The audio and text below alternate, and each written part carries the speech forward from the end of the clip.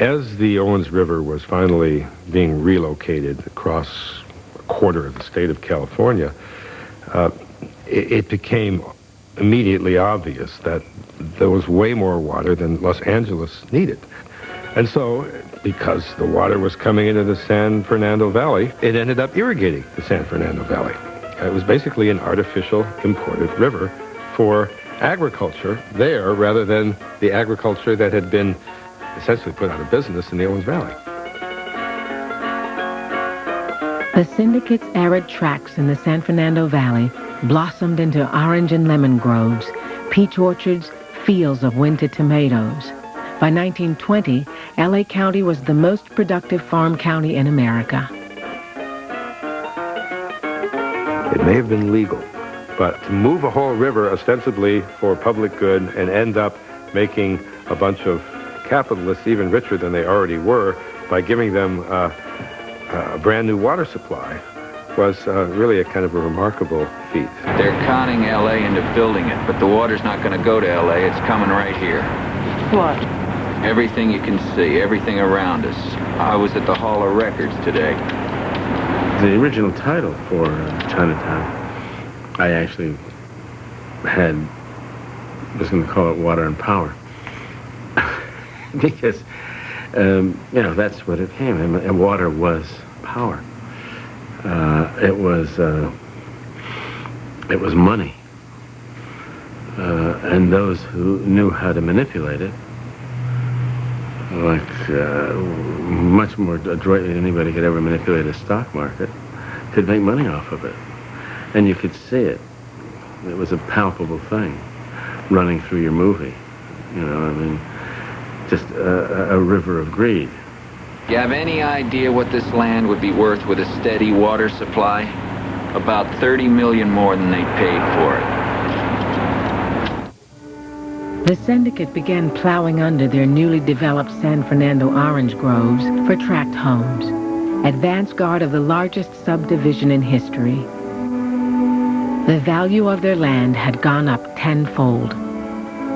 This is a great age of salesmanship, because these were masters of the art of encouraging people to envision on an empty hillside the great cities, the towns, the schools, the churches, the synagogues, which would one day be there had they but the faith that the salesman had.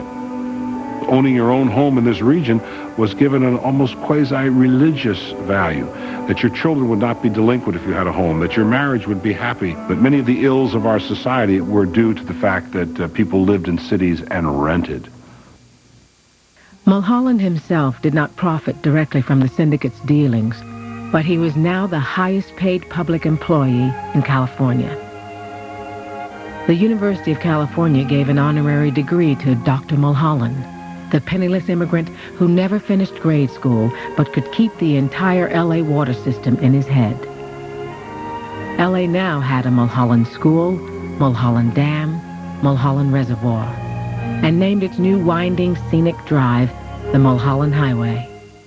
Every kid in LA it's one of the first names you learn when you hit when you're old enough to get a junior operator's license, because that's where you park your car to make out, So that's one's association with Mulholland. That's where you took your girl.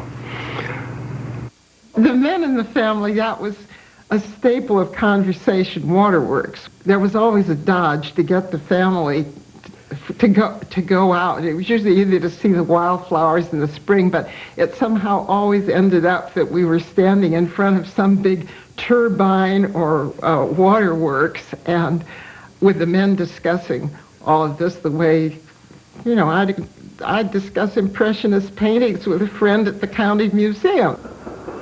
The city, which never had a reason to be, now had 1,000 oil wells, its own automobile and airplane factories, and before long, 90% of all the world's movies would be made in LA.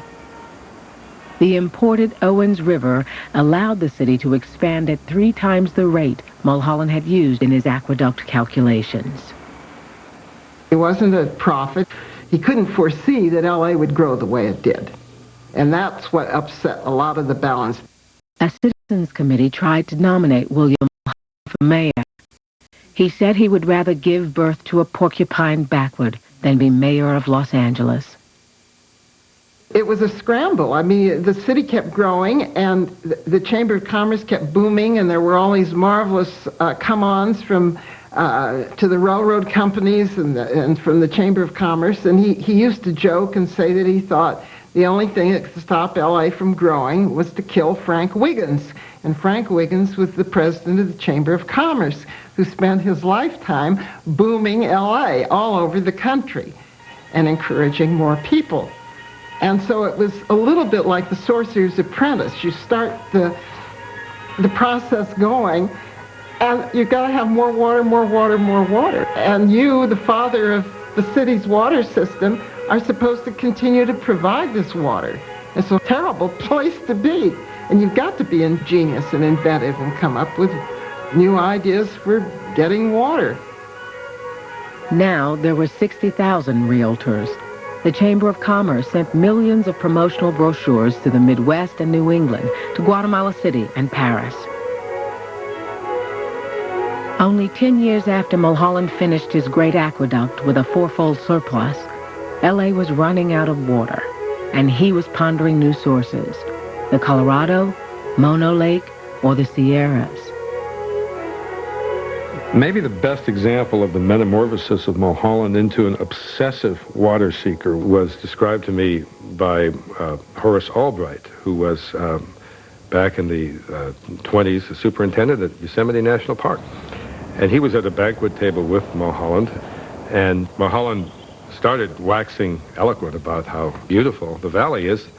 And then said what he would do if he were in charge is he would send photographers into the valley and let them photograph all day long, all night, every season, and just have the most astounding collection of Yosemite photographs that you could ever imagine. Put them in books and send them free to every library in the world. And then he would go in there and build a great big dam and stop the goddamned waste.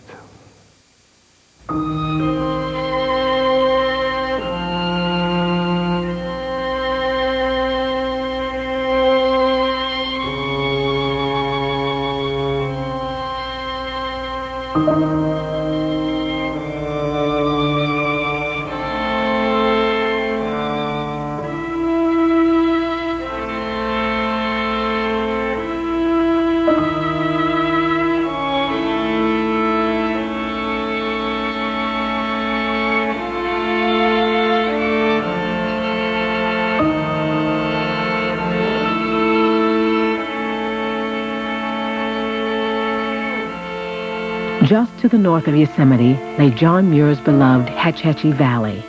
Here, LA's rival San Francisco was in fact planning a dam, which would soon permanently submerge Hetch Hetchy under 300 feet of water.